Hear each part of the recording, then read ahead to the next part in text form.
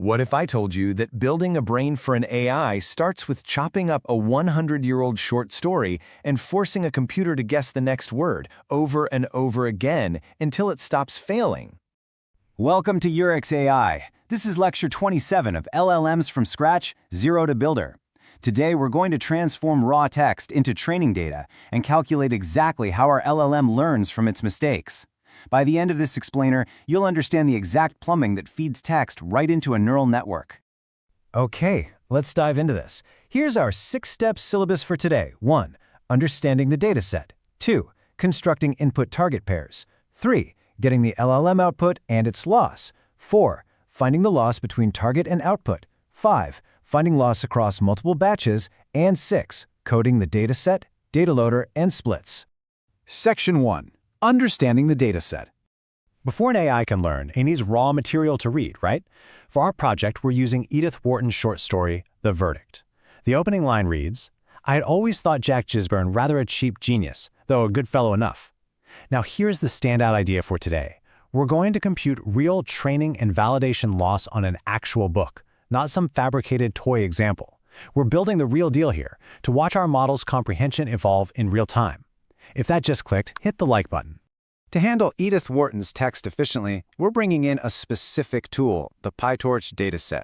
If you're new to this, a PyTorch dataset is simply an object that stores your data samples and their corresponding labels in a clean, decoupled way. What decoupled actually means here is that your messy text processing code doesn't get all tangled up with the complex math of your model training. It keeps everything totally readable, modular, and easy to debug. But here's the catch. AI cannot read English words. It only understands numbers. So we use a BPE tokenizer. BPE stands for byte pair encoding. It's a reversible, lossless method that compresses text by converting common subwords into numerical tokens. OpenAI uses a famous one called tick token. Think about breaking words down, like splitting the word encoding into encode and ing. Because the model repeatedly sees these common subwords in completely different contexts, it brilliantly helps the AI figure out and generalize grammar. Section 2. Constructing input-target pairs. Now that we've got our words turned into numerical tokens, let's organize them so the AI can actually learn. The workflow goes exactly like this. Step 1, take the raw text. Step 2, run it through the BPE tokenizer to get a long sequence of numbers. Step 3, arrange those numbers into structured input-target pairs. The whole objective of a large language model is predicting what comes next. So we feed the model a sequence of tokens, that's our input, and we explicitly ask it to predict the very next token. That's our target.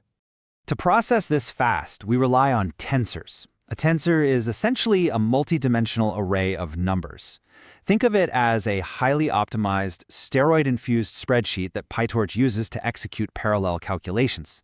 Now, what's really interesting about this is how beautifully simple the relationship is between our variables. The target tensor is exactly the same as the input tensor, just shifted over to the right by one single word. So, if your input reads, "the cat sat on the," your target simply reads, "cat sat on the mat." Section 3. Getting the LLM output and its loss. Let's explore how the AI actually makes guesses, and more importantly, how we score them. When the AI attempts to predict the next word, it rarely gets it 100% right on the first try. To figure out exactly how wrong it is, we utilize something called cross-entropy loss. This is a robust mathematical function that measures exactly how far off the LLM's predicted probabilities are from the true target token. It acts as the ultimate, unforgiving grading rubric for our neural network. If that concept sounds a little bit abstract, think of it like a vocal music teacher. Imagine the teacher plays 3 distinct notes on a piano. That's our input. The sheet music dictates exactly what the correct 4th note should be. That's our target. The student then attempts to sing that 4th note based on what they heard. That's the prediction. If the student sings the wrong note, the teacher listens and precisely measures how far off pitch they are. That pitch error, that is exactly how cross-entropy loss works. It measures the mathematical distance between the note the AI sang and the correct note it was supposed to sing. Section 4. Finding the loss between target and output. With that analogy in mind, let's look at the actual math PyTorch uses to calculate that off-pitch error. The code is simply f.crossentropy, passing in the input and target. That's literally it. So the crucial point is that you don't need to write out massive, complex mathematical equations from scratch to build an AI. PyTorch completely abstracts all that heavy calculus right into this single powerful line of code. You just pass in what the model guessed, pass in the correct answer, and it hands you back a numerical score of how badly the model messed up. When you dig into the documentation for this specific function, you're going to see two really important variables, C and N. C stands for the number of classes, which for our LLM is just our vocabulary size, the total number of unique tokens the model can possibly choose from. N stands for the batch size, which dictates exactly how many text examples we're slamming through the GPU at the exact same time. Section 5. Finding loss across multiple batches.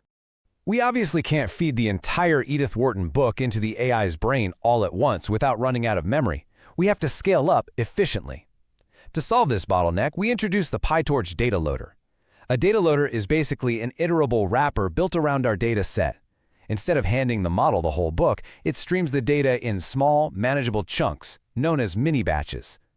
We usually pass data in chunks of, say, 64 samples at a time, utilizing Python multiprocessing to dramatically speed things up. Crucially, it also reshuffles the data every single time an epoch runs, which stops the model from just lazily memorizing the exact order of the sentences.